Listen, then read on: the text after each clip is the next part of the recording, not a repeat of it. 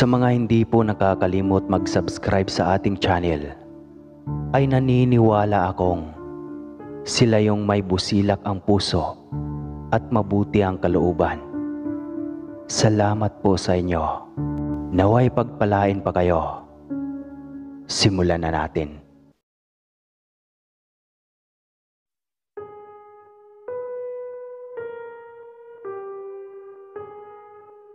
Mayaman ang angka ng napangasawa ni Luna. Hindi niya totoong pangalan. Ako si Maricon. Hindi ko rin totoong pangalan. Nakakatandang kapatid ni Luna.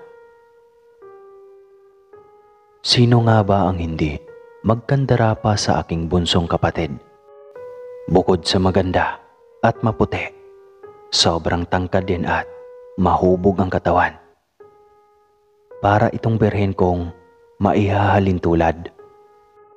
Kaya nung makita ito ng anak ni Don Mercedes, agad nitong napaibig ang binatang galing pa ng ibang bansa. Dahil doon nagtapos ng pag-aaral. Ayaw pa sana ng Don si Luna para sa kanyang uniko iho. Paano nga ba niya maipagmalaki sa kanyang mga kompanyero ang isang katulong bilang katipan ng kanyang binatang si Gustavo? Pero kahit ano pa ang gagawin niyang pagtutol, nananaig pa rin ang desisyon at paninindigan ng kanyang anak. Isang magarbong handaan ang idinaos. Isang linggo palang buhat nang magkakilala sila Luna, ngunit kasala na agad ang gusto nito. Ayaw na raw kasing pumayag ni Gustavo na magtagal pa. Gusto na niya itong makasiping at hindi na siya makapagtimbe na hindi ito mahawakan at mayakap. Maging si Luna ay nagtataka sa kanyang sarili. Buong buhay niya ay hindi pa siya nakaranas umibig. Ngayon pa lamang at sa anak ng mayamang amo pa namin. Bahala na kung iisipin ng mga ito na gold digger siya o kaya naman ay isang social climber na gustong umangat sa buhay. Kahit ano pa ang iisipin nila, walang pakialam si Luna dahil puso niya at ang inutos nito ang kanyang sinusunod. At bakit pa nga ba niya pinoproblema iyon? Mahal din naman siya ni Gustavo at tanggap nito kahit siya pa ang pinakamahirap na nilalang sa balat ng lupa. So what? Basihan na ang yaman sa pag-iibigan dahil rinig ko noong sambit ni Sir Gustavo sa kanyang papa. Pareho kasi kami ni Luna nakatulong sa bahay ng Don. Mabait naman ito sa amin noong hindi pa dumating si Sir Gustavo. Iyon nga lang, napaka-unusual ng kanyang ikinikilos minsan.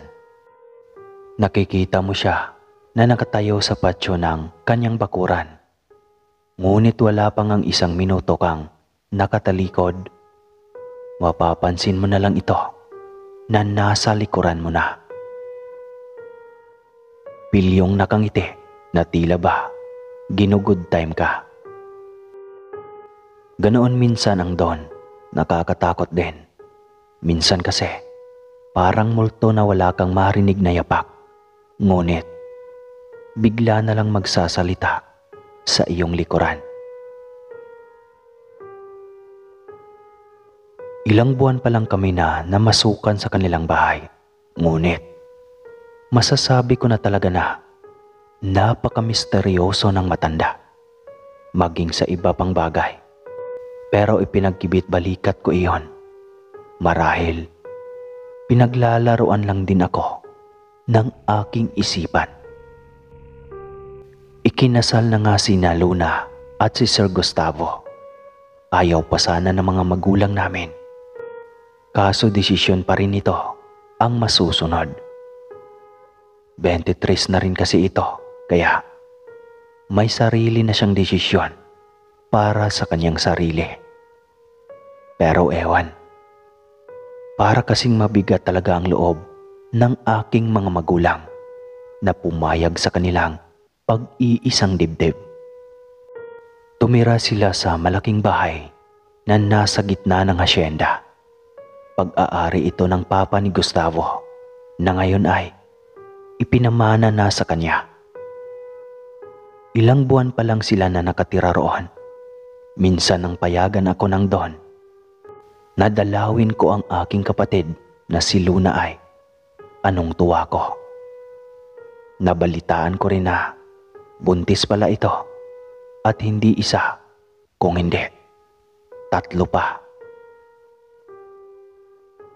Sobrang excited namin para sa paglabas ng mga bata. Gusto ko sanang samahan si Luna para kahit paano ay maalagaan ko siya. Ngunit iwan ko at hindi pumapayag ang Don. Maging si Gustavo, kapatid ko naman iyon. Maging sa kay Luna ay nararamdaman ko na may kakaiba. Ni hindi na nga ito ikinekwento sa akin kung ano na ang ganap sa buhay niya. Hindi naman siya dating ganito. Kahit nga galos lang na maliit, sinasabi agad nito sa akin. Iba talaga ang pakiramdam ko sa bawat pagbisita ko sa aking kapatid. Isinilang ni Luna ang kanyang triplets. Parehong babae ang mga ito. Ang nakakatuwa pa ay talagang pareho sila ng mukha. Maliban na lang sa mga nunal na nagiging basihan at palatandaan ng bawat isa. Iyong sa isa kasi ay kulay pula at nasa gitna ng noo. Iyong isa naman ay itim na nasa puwetan. Habang ang isa pa ay kulay kake na nasa siko nito. Nakakatuwang pagmasdan ang mga ito. Animoy mga anghel dahil sa taglay na kagandahan. Hati ang mukha sa ama at ina, kaya sobrang napakaganda ng mga ito. Sa pagkakataon na iyon, nag-insist na talaga ako na tutulong sa pag-aalaga ng 3. Alam ko ang hirap at puyat sa pag-aalaga ng sanggol. Naranasan ko iyon nang minsan akong nagtrabaho nilang yaya sa isang syudad. Ayaw pa sana ni Gustavo ngunit sinabi ni Luna na siya na raw ang bahala sa akin. Nagtaka pa ako kung bakit ganoon ang kanyang sinasabi sa asawa. Hindi naman ako magnanakaw. Sa tagal ko ba namang naninilbihan kay Don Melchides na ama niya. Mas lalo tuloy akong nahihiwagaan sa mga ito. May dapat yata akong tuklasin sa pamilyang ito. Pati ba naman si Luna na kapatid ko, nagagawang maglihim sa akin. May misteryoso talagang tinatago ang mga ito at ramdam ko iyon. Mabilis lumaki ang mga sanggol, ngunit sobrang ilap ni Gustavo sa akin. Madalas itong nasa loob ng kwarto o di kaya ay nasa opisina niya para magtrabaho. Luna, napapansin kong hindi nakikipaghalubilo yung asawa mo sa akin. Ayaw pa rin ba niya ako dito sa bahay niyo? Tanong ko noon kay Luna habang nasa playing room kami ng mga bata. 2 taon na pala ang mga iyon. Hindi ganoon ate. Sadyang marami lang siyang trabaho sa opisina. Hayaan mo na iyon. Mabait naman ang asawa ko. Depensa nito sa kanyang asawa. Ate, sakaling may mapansin kang kakaiba sa mga bata, pwede bang huwag mo nang ipagsabi sa iba? Atin-atin lang po sana iyon. Okay lang ba ate? Tanong nito sa akin. Abay oo naman, yun lang ba? Sagot ko naman. Hindi iyon basta kakaiba lang ate, pero sana maunawaan mo. Mahinang wika nito. Napasulyap ako sa kanya na tila nagtatanong. Nahimiga naman ito ang ibig kong iparating.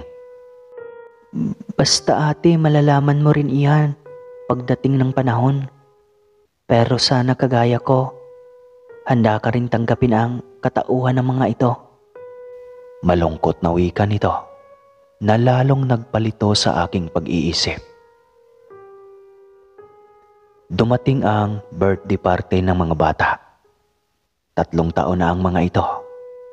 Pero wala man lang bisita maliban kay Don Melchades at ng private driver nito na napaka-misteryoso rin ng itsura. Kami lamang ang nandoon sa parte, pero masaya pa rin naman ang mga bata. Naisipan ko na kuhanin ang aking biniling kamera. Nagtataka rin ako dahil napakayaman ng pamilya pero hindi man lang ako nakakita ni isang album ng mga itsura nila. Hindi malamang mahilig ang mga ito sa pagkuha ng mga litrato bilang alaala sa mga nakaraan. Bumalik ako sa mesa kung saan nakahilera ang mga handang pagkain at inumin. Pinatayaw ko ang 3 sa harapan nito upang kuhanan ng larawan. Mabilis naman itong gumalaw. Ngiting aso pa ang 3 nang sabihin kong, "Smile."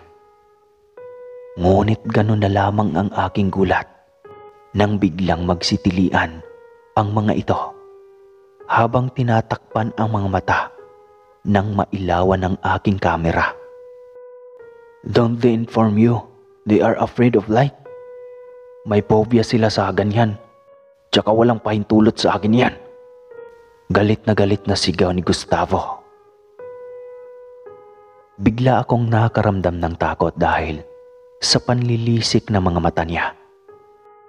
Ngayon ko lang din nalaman na may phobia din pala sa flash ng kamera ang mga bata. Ang alam ko kasing phobia ay iyong mga arachnophobia, iyong takot sa gagamba, archaphobia, mga takot sa matataas, astraphobia, iyong takot sa kulog at kidlat, at iba pa. Hindi ko talaga alam na may ganito. Nanginginig na ako sa takot noon nang biglang dumating si Luna. "Ate, anong nangyari?" Gulat na tanong nito habang papalapit sa mga bata na ngayon ay nagsiiyakan na. Sorry Luna, hindi ko alam." Hinging depensa ko. "Sabi ko naman sa'yo, Luna, ayaw ko na nandito yung kapatid mo. Mamaya." "Tumigil ka, Gustavo. Ate ko yan. Respetuhin mo naman." Galit na saway ni Luna sa kanyang asawa. "Hindi mo naiintindihan, Luna," wika ni Gustavo. "Ikaw ang hindi nakakaintindi, Gustavo. Hayaan mo na unti-unting malalaman ni ate ang lahat. Magtiwala ka. Hindi gagawa ng hakbang ang ate na ikakapahamak ng mga anak natin sa atin mismo." Sagot ni Luna, kaya mas lalo akong nagtataka. "Anong hindi ko alam, Luna? May itinatago ka ba sa akin?" Hindi mapigilang tanong ko. "Malalaman mo rin ate, at alam ko na hindi mo ako kayang tiisin. Alam kong maiintindihan mo ang lahat." Naiiyak na wika ni Luna. Si Gustavo naman ay tila na nakaawang pinagmasdan ang asawa habang kanlong ang 2 anak at ang isa naman ay nasa bisig ni Luna. At siya ring pagbaba ni Don Melchades mula sa itaas sa kanyang dating kwarto. "O ano, magsisimula na ba ang parte?" Tanong nito na sobrang lapad ng ngiti. "Opo, Papa." Tamang-tama po ang pagbaba mo, sagot ni Luna at pinaupo na ang tatlo sa kani-kanilang upuan. Natapos ang gabing iyon na puno pa rin ng pagtataka ang aking isipan. Hindi kasi ma-absorb ng utak ko ang mga pinagsasabi ng mag-asawa kani-kanina lang. Naisipan ko na lumabas. Kalaliman na ng gabi, ngunit hindi man lang ako dinalaw ng antok. Naisipan ko na lang na puntahan ang triplets. Paniguradong tulog na ang mga iyon. Napagod kasi sila sa kanilang paglalaro matapos ng handaan sa kanilang kaarawan. Mag-aalas 11 na ng gabi at nagtaka ako kung bakit nakaawang ang pintuan ng mga ito. Hindi rin yata natulog si Luna. Siguro, tinignan niya rin ang mga bata. Diretso na lamang ako sa pagpasok. Nakita ko na nakatalikod si Luna sa akin habang hinahawakan ang dede ng isa sa mga ito. Ngunit nagulat ako nang makita ang kulay ng laman ng kanilang bottle feeding. Hindi iyon gatas. Dark red iyon at tila sarap na sarap sa pagdidi ang tatlo. Inisa-isa ko pa itong tinitigan. Napansin ako ng isa sa mga ito at itinuro, kaya nabaling ang atensyon ni Luna sa akin. Kitang-kita ako ang pamimilog ng mga mata nito dahil sa pagkagulat. "Ate!" Tanging sambit niya. Hindi agad ito nakahuma. Hindi nito inakala na pupunta pa ako ng nursery room. Unang pagkakataon rin kasi na hindi ako mapakali at makatulog kahit anong gawin ko na pagpikit ng mga mata. Ano ito? Anong ibig sabihin nito, Luna? Nandidiring tanong ko. Isa-isa kong nilapitan ang mga bata at talagang sinilip ang mga laman ng dede na nasa kanilang bibig. "Ate, huwag kang maingay," wika nito at dali-daling tumungo sa pintuan upang mailak ito. Mariin itong pumikit at nakipagtitigan sa akin. Maya-maya pa ay humugot ito ng napakalalim na buntong hininga, tsaka ito nagsimulang magsalita. "Ate, aswang ang mga anak ko." Diretsong wika nito. Natutop ko ang aking bibig. Hindi ako makapaniwala sa aking narinig.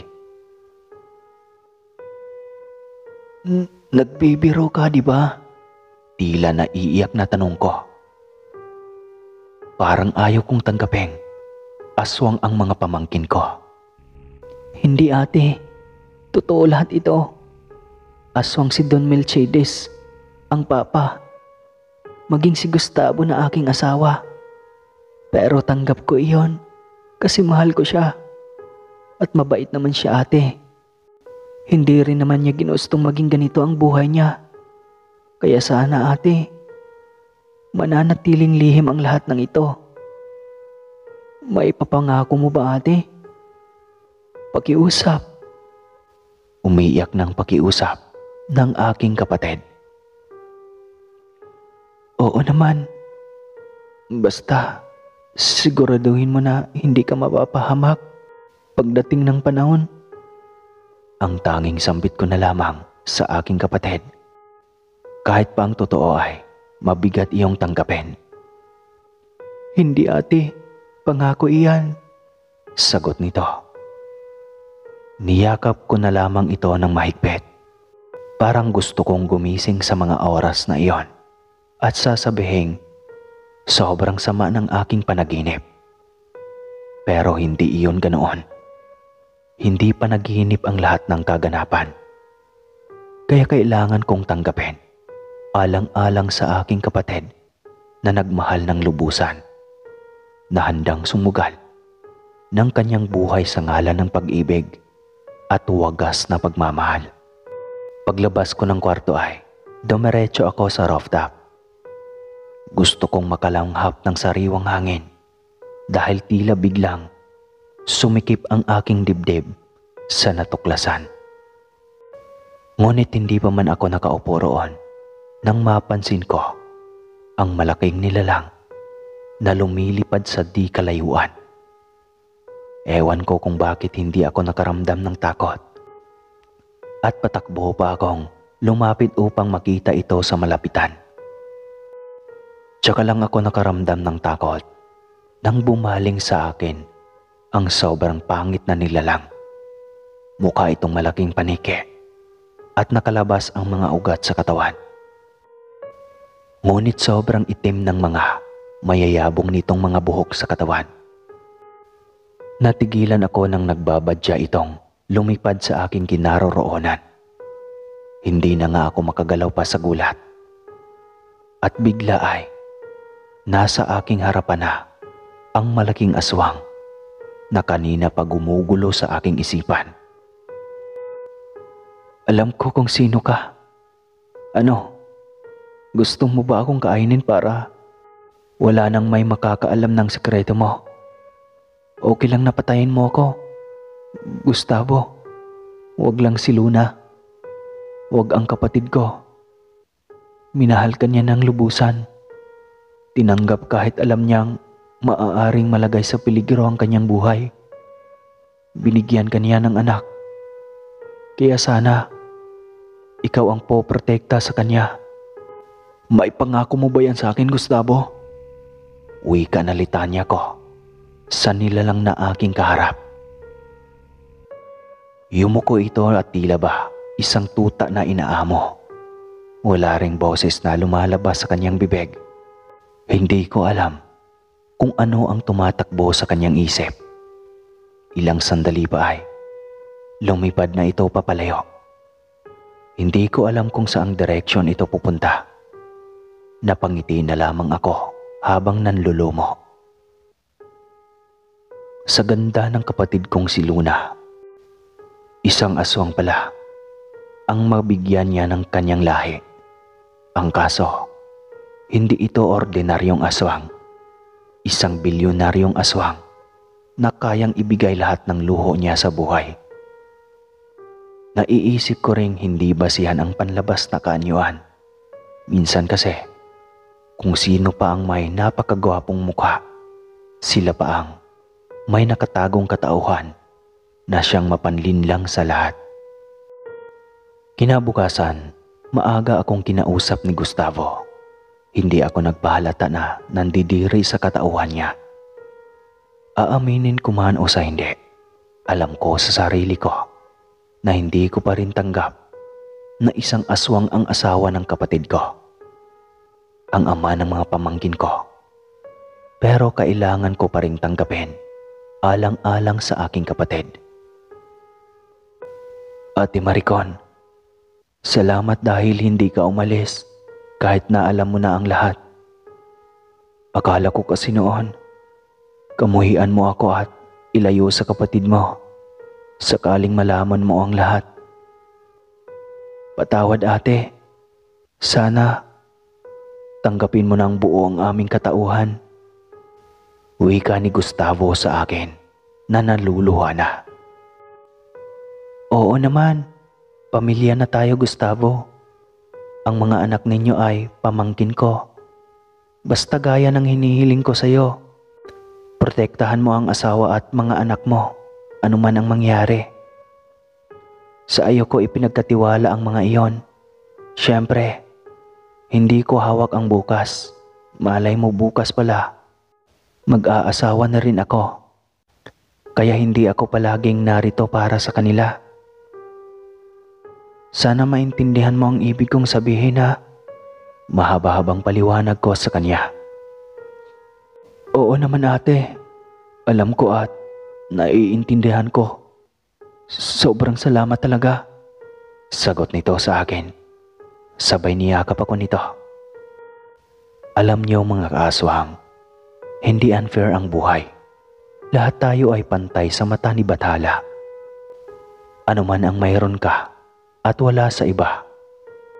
Siguradong tinimbang na iyon ng may kapal. At hanggang dito na lang po, Sir Casper. Salamat po sa lahat ng nakikinig. Muli po, ako po si Maricon ng Aklan.